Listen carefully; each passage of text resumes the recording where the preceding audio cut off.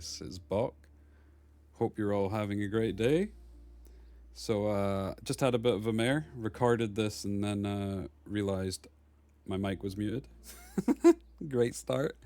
So, we'll redo this, but hopefully a little bit quicker this time because I realized at the end how long I'd taken. I'm not even going to say. So, a couple of people have been asking for me to do a tier list, and I'm going to do two. I'm going to do a bruiser tier list from a bruiser player perspective, and then I'm going to do a CC cleave tier list from a bruiser player perspective. And what I mean by that is when I'm putting the CC cleave stuff into my tier list, it's going to be based on how difficult I find to play against it.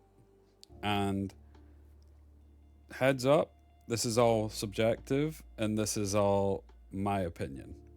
So I'm doing my tier list a little bit differently. We're not going S tier, A tier, B tier, C tier, etc. Although you could look at it like that if you really want to. I think it's easier to put units into certain buckets. And I'll run through the buckets and what they mean, and then I'll go through the units themselves. So I think OP first pick is pretty self explanatory, but it is basically when your first pick in the draft, you take one of these two. That's it. Safe picks.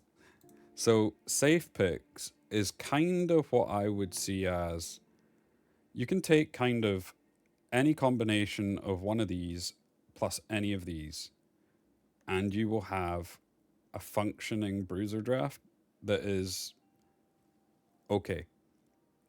Now, it could be on the more aggressive side, it could be on the more passive side, but you can kind of make a draft out of any of these. Counter picks. So, counter picks are what I have. Because, say, for example, I think Solence is ridiculously strong, but she's a counter pick. She doesn't work in every draft, whereas these guys do, for the most part. Now, counter picks is where on 4 or 5 in the draft, sometimes 3, depending on what the opponent picks on 1 and 2. But for the most part, you'll be picking them on 4 and 5. These guys can just win you a game. Maybe not him, but sometimes him. And I'll go through this in a bit more detail later. And then niche picks. So, niche picks are kind of like counter picks. However, they're just far less often. So they're niche picks. They're niche counter picks, I suppose. And you might see some strange units in here and be thinking, why is this unit here? And I'll explain that. Now, in each tier, I have ordered it in terms of what I think is the strongest. So say, for example, in a safe pick, I have Plume at the start because I think she's the strongest out of the safe picks. In counter picks, I have Solence at the start because I think she's the strongest out of all the counter picks. And so on. Now, I don't think I'm going to spend too much time on these two units because everybody knows how strong they are. All I'm going to say is I think there's an argument for taking either one of these two first pick, and I think they are the two strongest units in the Bruiser draft at the moment. I would more or less say they counter each other, which is why I'm saying you can take either one and kind of be okay. Now, if you think about it, deals damage, pushes back. Heals, pushes up. They're opposites. Now, Raymarie has that little bit extra in terms of she can go multiple times, which is why she's probably the slightly stronger one. But, yeah. And she also has the execute, which bypasses Amber. Very strong unit. But so is Fushu. Now, you might be surprised not seeing Plume up here. And the reason for that is in 90% of the games I'm in, it's one of these two going first. And then you'll get some combination of one of these with Plume on second. Although people are starting to move away from that. I do think Plume's value is going down slightly. I think she used to be up here. But now I think she's still a very strong pick, just not quite as strong. Her turn meter push, especially when you're playing against a CC cleave player, because getting that extra little bit of push could be enough to just cut in front and stop them from doing their thing. The push is kind of also negates Fushu push, although every time she goes, she's pushing them up. And you always have there's so many Bramble units at the moment that Plume is just kind of killing herself at the moment in a lot of drafts. So I still think she's strong, just not nearly as strong as she used to be. Dating. Dating, I have skyrocketed in value. I honestly think this unit is nearly here. But I still need a bit more time with him to fully decide where he should be. Right now, I think he's just a very, very strong safe pick. And the reason for that, the slow plus torpor together can just help you outcycle people like crazy. Because she gives you turn push, she gives you turn push, and then Aya gives you turn push, Lily gives you turn push, and Doki gives you turn push. Not when they have torpor. Granted, they can cleanse it, but during that time where they've got the slow debuff and they've got torpor, you might have got 2 turns in by then. And what I mean by that is 2 full turns. You take your turn with the Ting, you get background with the Ting, and you've had another go. That cycling can just win you a game. Because the more turns you get in a game, the higher chance of you winning, essentially. He is very strong. And his Sanctum just pushes him over the top. The amount of damage reduction that provides and safety to the rest of your team, very strong.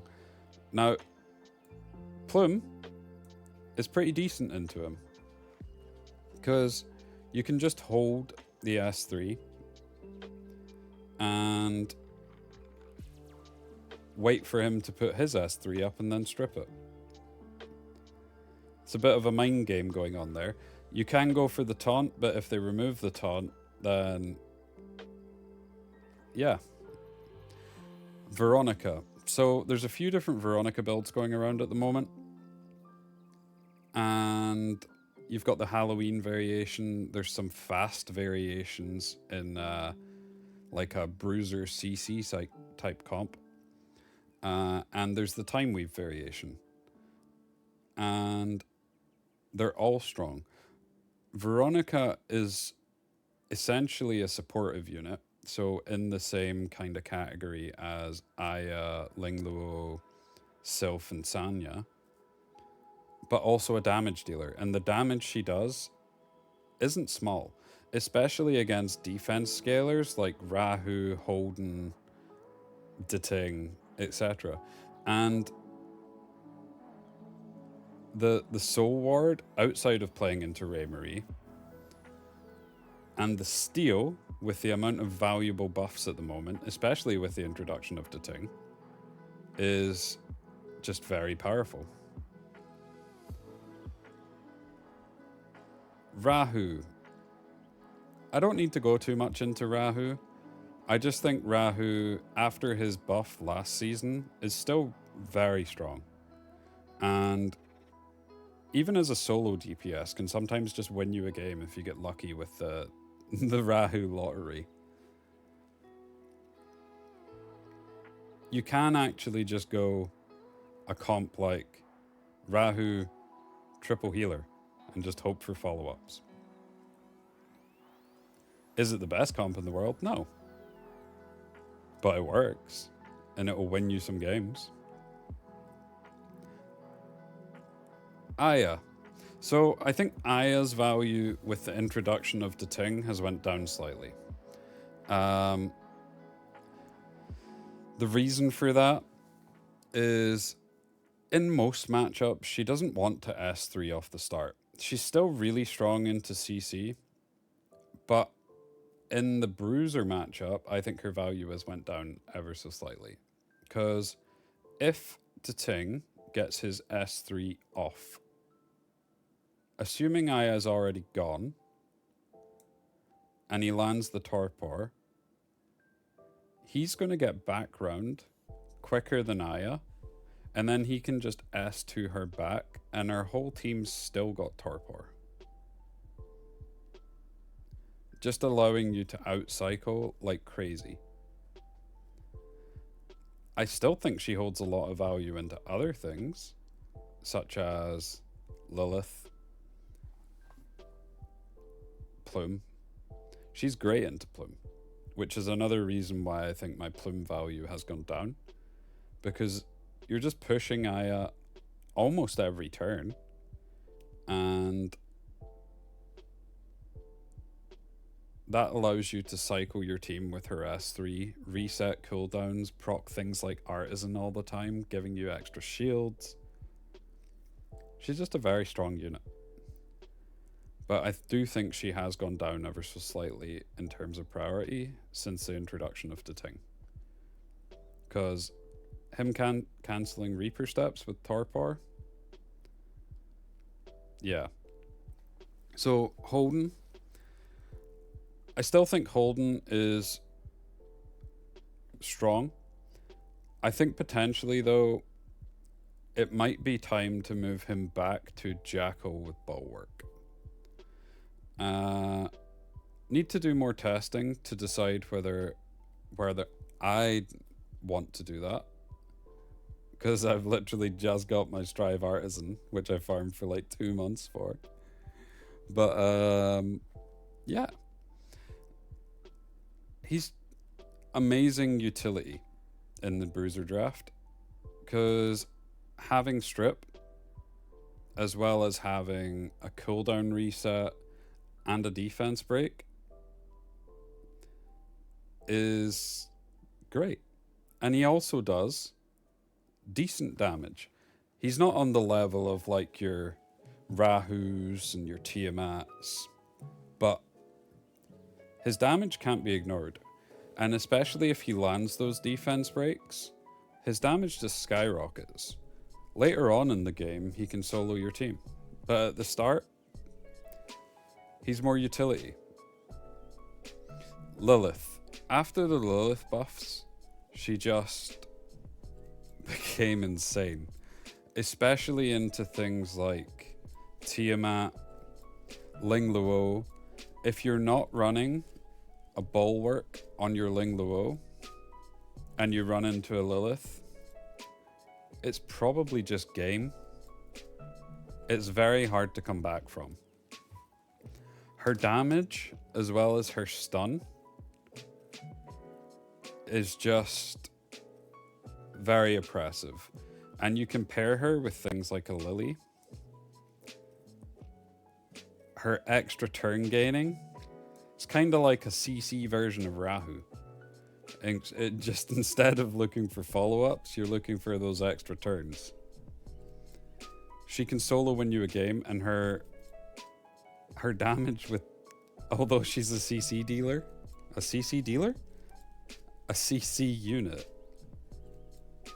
She's what Navette wishes she was. Tiamat. So I think Tiamat is still pretty strong. I think out of the 3 bruisers, I probably rate her the lowest. Or the 3 Holy Trinity, as they used to be. She can still win you games, but I don't think it's so much on her just S1ing anymore.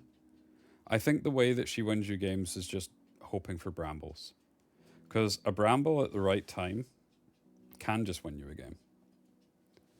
And there is some drafts where she is still really strong. So say, for example, they go for like a Holden plus Lily turbo comp. She's very strong into that. But I just think her values went down slightly. Ling Luo. So Ling Luo, I think out of the... It used to be Sanya kind of priority. It was Aya and then Sanya. I think with the Etherina decrease, Sanya's has gone down significantly. And Ling Luo's has gone up significantly, especially on the Bulwark build. The reason for that, because there's so many important debuffs flying around, and the fact that she can just S2 extend her immunity and then S3 give immunity to the whole team plus cleanse, and the instant burst healing she gives to the whole team, super valuable. Doki.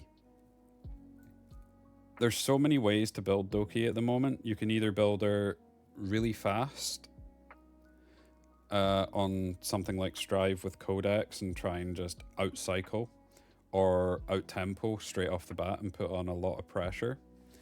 You can build her on a Bulwark build, you can build her on Reaper Steps, you can build her on Alicorn. I just think she's a super versatile unit at the moment. And she can be picked with almost any combination of these and be fantastic. Doki stacks with Rahu is ridiculous towards the end of a game. But Doki stacks with anybody is ridiculous towards the end of a game. It's just more noticeable with Rahu. With the amount of CC going on in the Bruiser matchup and with the amount of CC players at the moment, less so cleavers, Doki value is just really high.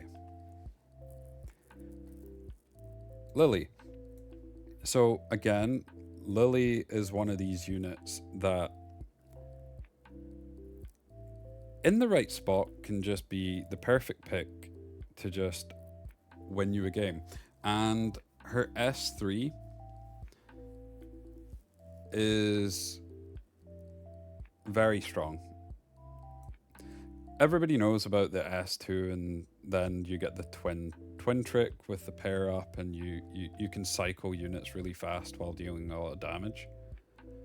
But just landing a cooldown reduction at the right time can also win you a game.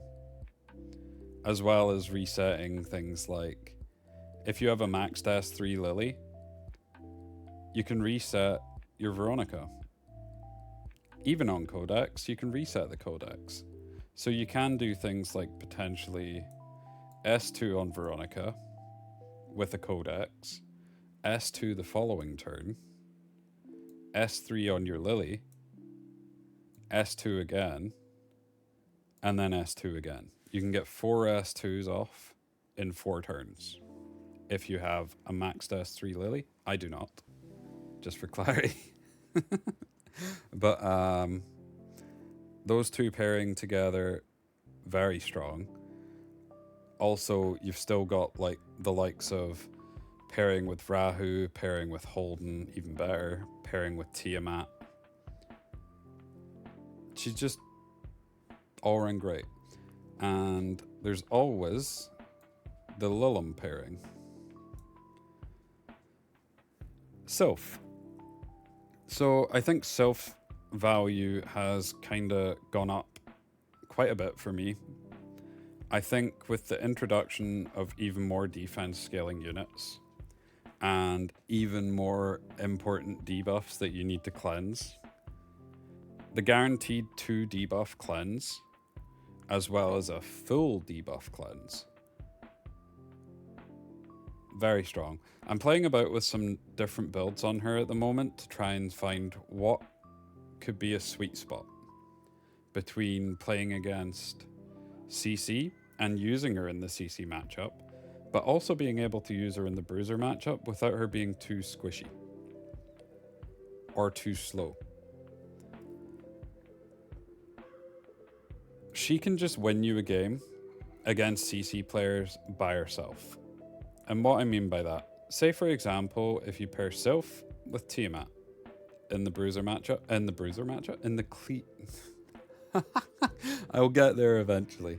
In the CC matchup, this is one take. Well, this is my second take, but you get the gist. If Tiamat CC'd and say has wound, block, everything under the sun, as long as your Sylph can resist the vast majority, if you have something like an Alicorn on her, you can normally just S2 Tiamat, which will heal her back from, say, half health to full health almost, most of the time. And she almost transforms. You can sometimes just send the S3 or an S1, depending how close you are to the transformation. Get the transform, and then just wipe the CC player. Very strong combination into CC. Sanya. So Sanya value, I think, has dropped. I think she's still decent in Bruiser matchups where there isn't much in the way of debuffs or anything like that. And you just run her full HP and you put her on Jackal and you just try and use her as like a burst healer that is fast, essentially. The other thing to keep in mind is Sanya buffs your Raymarie damage, buffs your Veronica S2 damage, and buffs your Tiamat damage. So I think all of these units are pretty safe picks. You can take them into mostly anything, most combinations, and that's why I have them here. Now, counter picks. Counter picks are the units that I feel can just win you the game, or are must bans for your opponent. Solence. With the amount of very strong passives in the game at the moment, I think Solence value is just through the roof. And they keep releasing more and more units with strong passives. So I don't see her value going down anytime soon, unless they nerf her, which I don't see happening.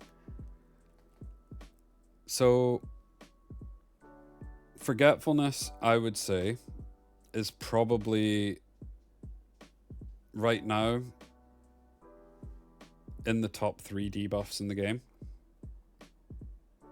I would say it's between Forgetfulness, Torpor, and either Wound or Freeze. And if the opponent doesn't have sufficient cleansing, or only is taken an Aya as their cleanser, then Solence can shut down the whole team by herself. She's that strong. And it's a very similar situation to the Mio. So where Solence will shut down units, Mio will just not let them play and let your units play more.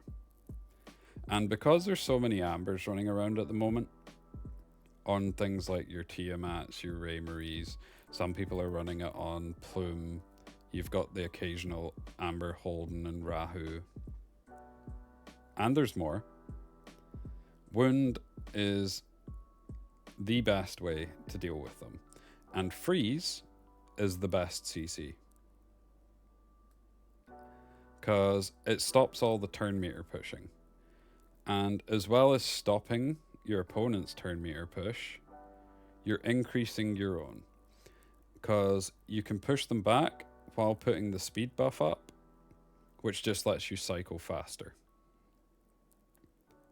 Lilim.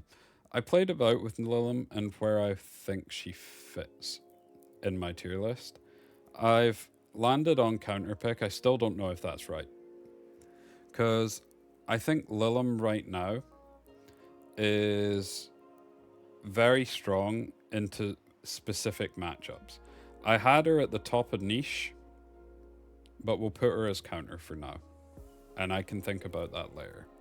So, on the Jackal build, on the Tiger Yin build, you can just one shot most bruisers. And if someone's running a comp where they only have one damage dealer, like let's say for example, I have a Silence with a Rahu and a Lily and, I don't know, a Ling Luo. If Lilim just goes and one-shots my Rahu, the game's over. And there is some comps running around where they are only taking one damage dealer. And because some people are also moving away from running things like Bloodbath on their Veronica, Lilim just one-shots non-Bloodbath Veronica, regardless of if the Tiger Yin goes on, most of the time. So there's also some combinations with her, like Dorothy the Wisher, that really catch you off guard when you come across them. And it's hard to deal with. Kikardi. So Kikardi, because of the amount of countering champions like Holden, Rahu, Mizuki, etc., even Raymarie to an extent, although running Kikardi into a Raymarie is very difficult, is just a hard counter to these units, except Raymarie.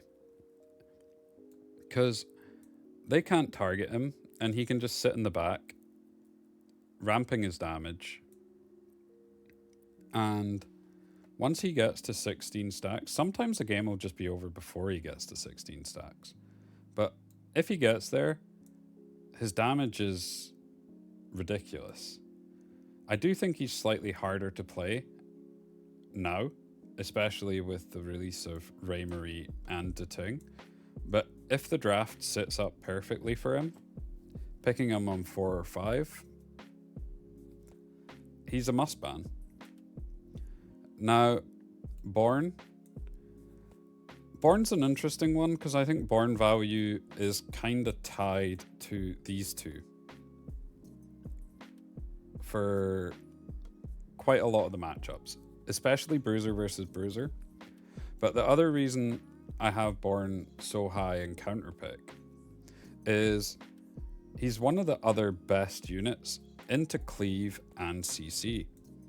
So Cleave, you really want your HP scaling units, and let's be honest, they're going to ban one of these 9 times out of 10. So they're going to ban either the Tiamat or the Raymarie, which leaves you to pick one of them if they're not first pick and already take the Raymarie, and if they ban the Tiamat, which means in terms of HP, Born and probably Lilith are your 2 next best options. And Born is just better. He has more survivability and more upfront damage to deal with the Cleave draft. He also counters Lilim and Kikardi pretty hardly. Because Lilim's not running the Void build anymore because she's going for that one-shot potential, you can get some damage on her, proc the Tiger Yin onto her, and then you probably just kill her. Kikardi, because he can't be targeted, Born's S3 classes him as a dead unit. Like he's not even there. So Born's S3, when Kikardi's in the game, will automatically just deal that extra hit of damage. And if it's a non-Bloodbath Kikardi, you just one-shot them. If it's a Bloodbath Kikardi, you'll normally take them down to about 20%. So as long as you can get some damage on them before the Born goes, or even if you can get the Born to go and then some damage after, you just kill the Kakardi. And then they're playing 3v4. The other thing with Born is he offers some utility in terms of his strip, which a lot of units don't offer. And strip at the moment, with the amount of bulwarks running around, is very good. Nahor. So Nahor is again one of these pick on 4 or 5 in the Bruiser draft, and if they don't have a good way to answer it, you're forcing the ban. So let's say, for example, the draft is something like Raymarie, Rahu, Aya, and someone else. Let's say Lilith. I don't know. Nahara on last pick could just win you the game there. Now, I know taking Nahara into Aya sounds scary, and it is. If she cleanses the freeze, it's kind of up in the air. But the defense break as well as the freeze just offer so much value. And res down is actually super underrated, because a lot of your units will be able to apply debuffs, like your Holden Death Break, for example.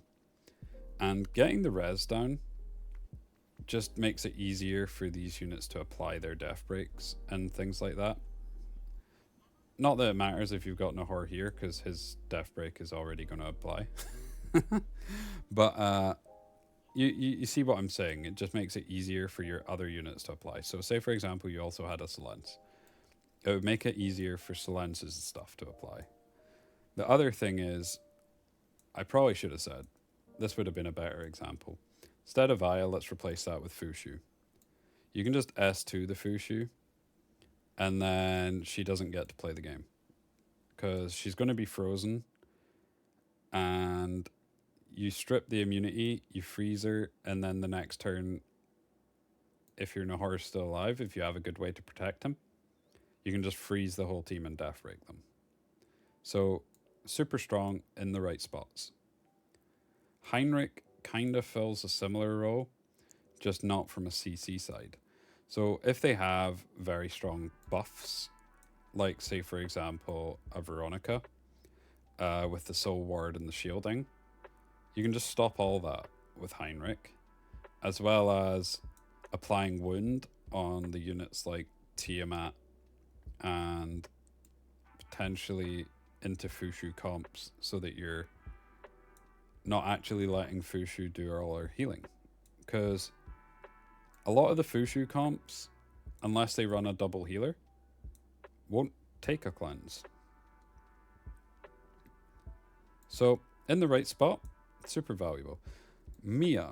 Mia's a strange one, because I've never actually played Mia, but some of the times I run into her in the Bruiser draft,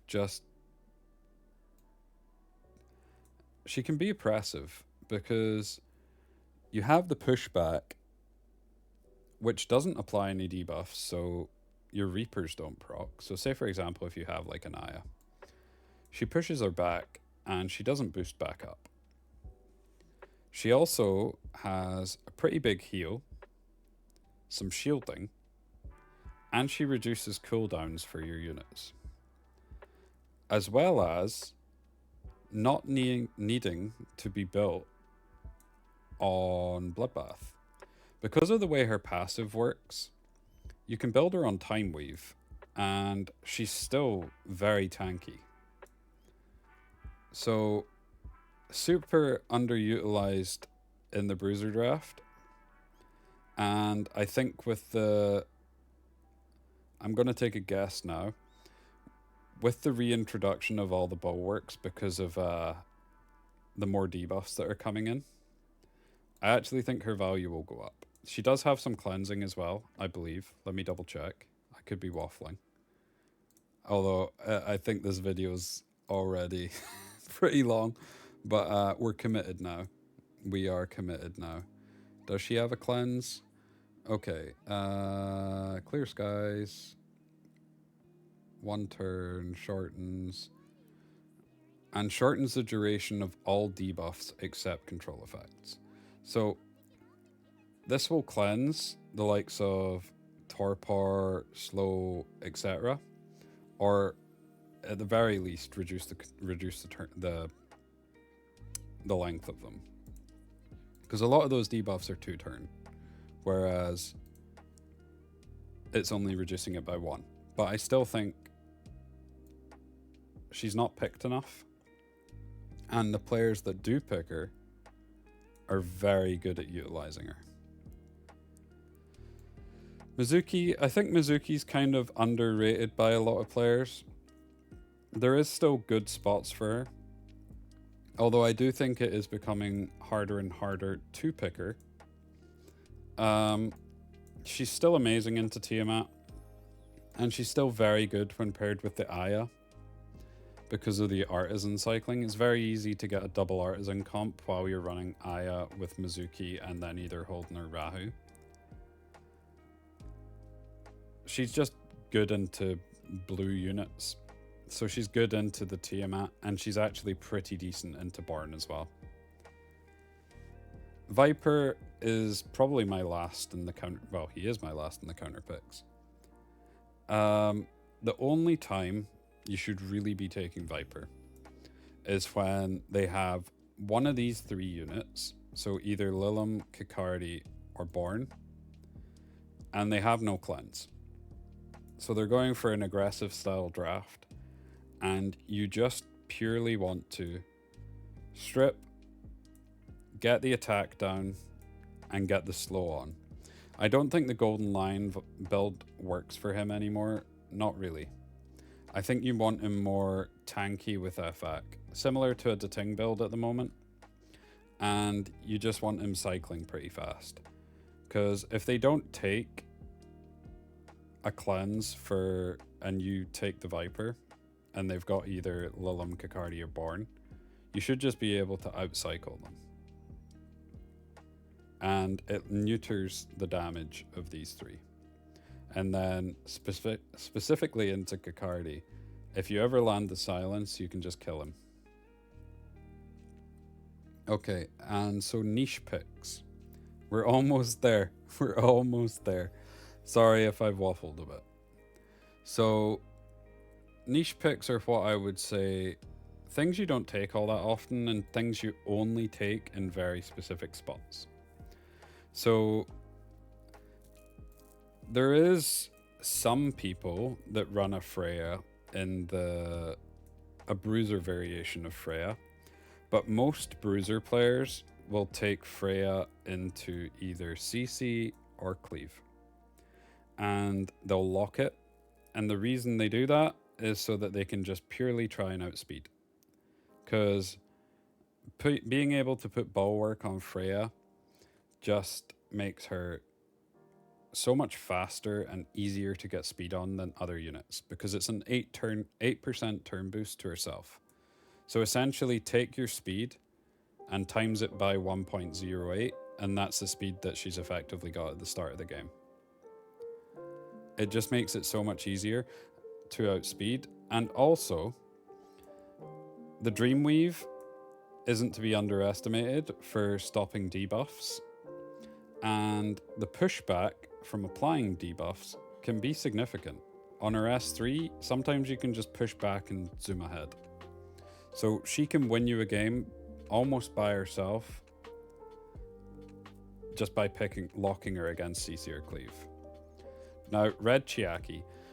Red Chiaki is probably the best healer into pure Cleave.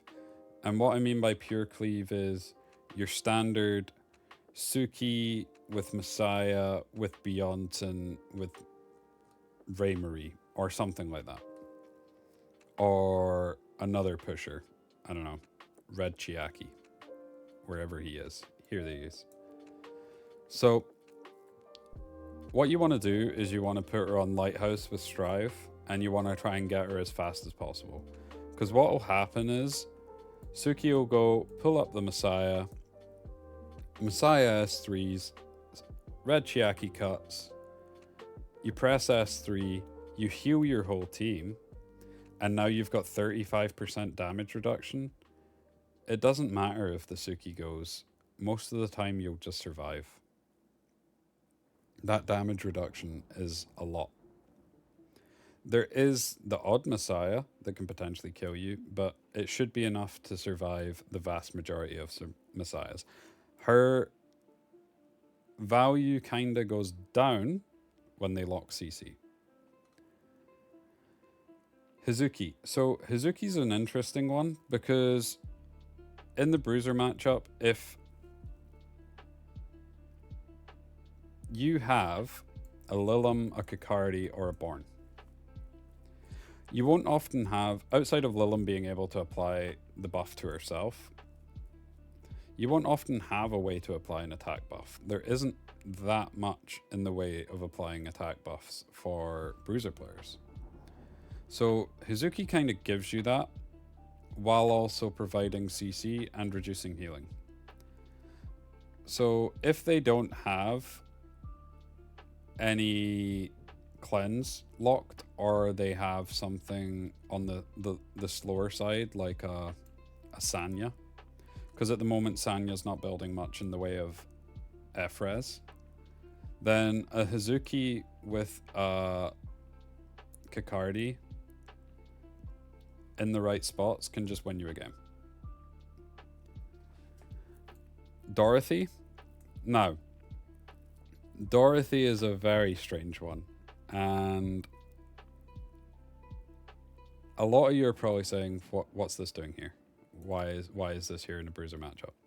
So I've only seen one person running this, but it was pretty strong, which is why I'm putting it in the niche picks. I'm not going to say who it is. Some of you might know who it is. I'm not going to say so that if you run into them, I'm not spoiling it.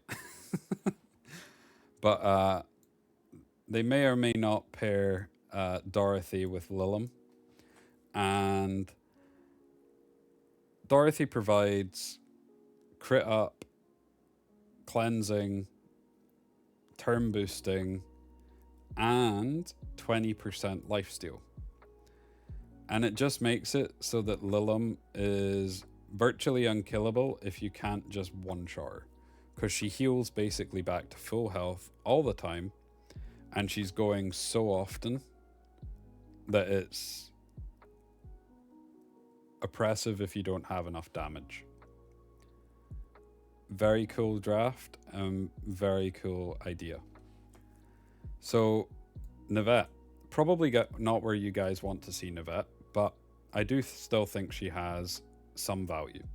So she's a CC unit first. She isn't a damage dealer, but she also provides buff steal. And there's quite a few important buffs at the moment, like your Soul Ward, like your Sancton, and her being able to steal them as well as CCing. Obviously there's Bulwark as well. Probably should have said that. But is there any other CC unit that has strip plus CC? I'm blanking at the moment, to be perfectly honest with you. But I don't think there is, off the top of my head. I think she's useful as a 5th pick into very specific drafts again, where there's either low amount of cleansing because she applies block, or there's valuable buffs to steal that you think once you've stolen, you can just kill the unit. So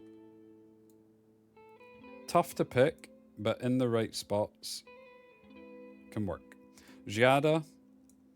So Jada is strong. The issue with Jada is you almost need to build a whole comp around Jada, which makes it kind of telegraphed what you're going to do. Because if you're starting to build a comp around Jada, you normally lock Jada on 3. So you more or less know what's going to be on 4 and 5, which makes it a lot easier to draft against. Nymphonia, I think Nymphonia values went down a lot this season, even though she got a buff. I just think she's too slow at the moment. Although I haven't actually played her since the Ting released. So she might actually be good into the Ting, funnily enough, because she's got guaranteed remove 2 debuffs with her S2. And the S2 for Nymphonia lines up with the S3 from the Ting, as well as her having the immunity plus attack buff. It might push her up in value. I need to test that. Red Rin, really good into CC. No, she's not. I'm starting to waffle even more. She's really good into cleave.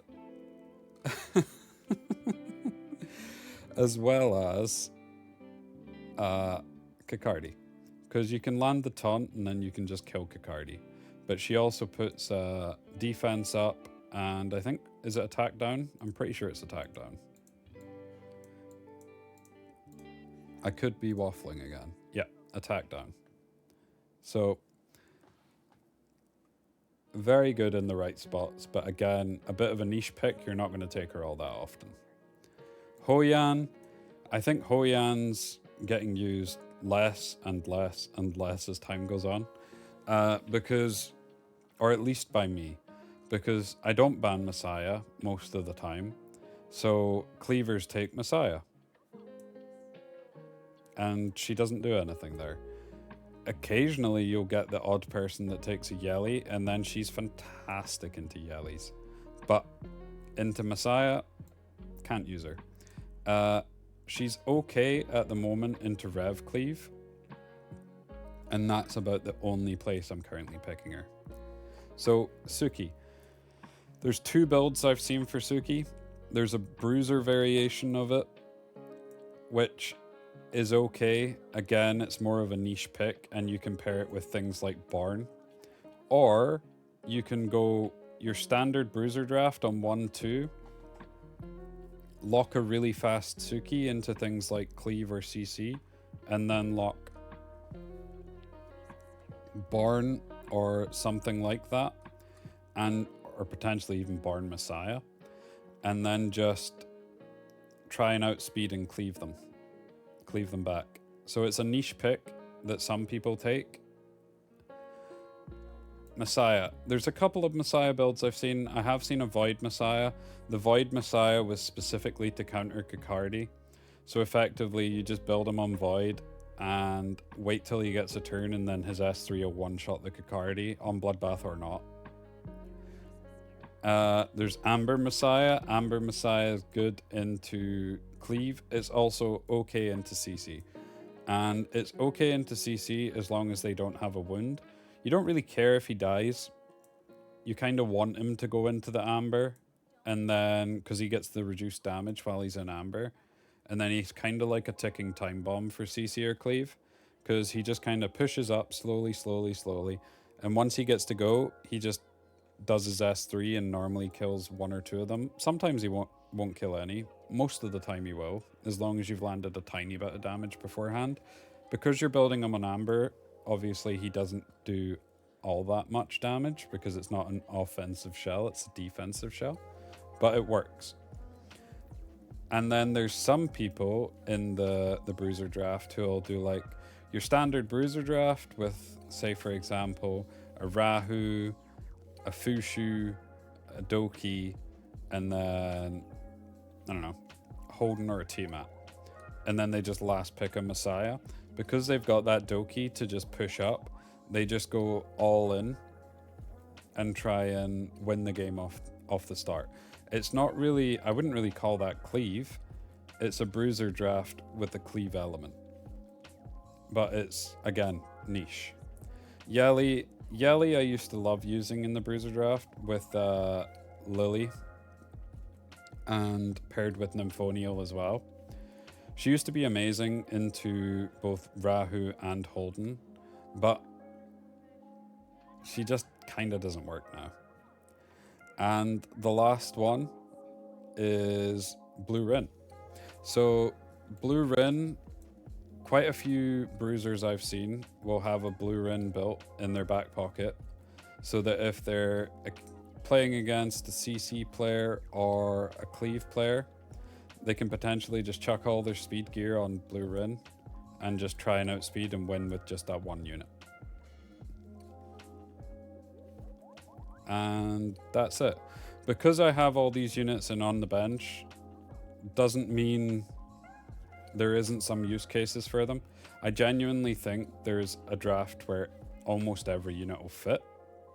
It's just, these are the only ones I've seen, and I use most of these in the Bruiser matchup. But like I say, I'll do another video where I run through what I think is strong from the cleave CC perspective. Well, what I think is strong from cleave CC from a bruiser player's perspective. And then I will come back maybe once a month, and it'll be a lot quicker, and update these. It's going to take a while the first time just because I'm running through a bit of everything and trying to explain why I've got them where I've got them. But I hope this makes sense to you guys. I'm also going to look to do another kind of playlist type video where I run through some draft examples and some tips and tricks on how to draft, or at least how I draft, because I think there is some method to the madness. But we're at like 50 odd minutes, so I'm sorry this took so long. I hope it was useful to some people. If not, my bad. Anyway, thank you guys, and I will catch you in the next one.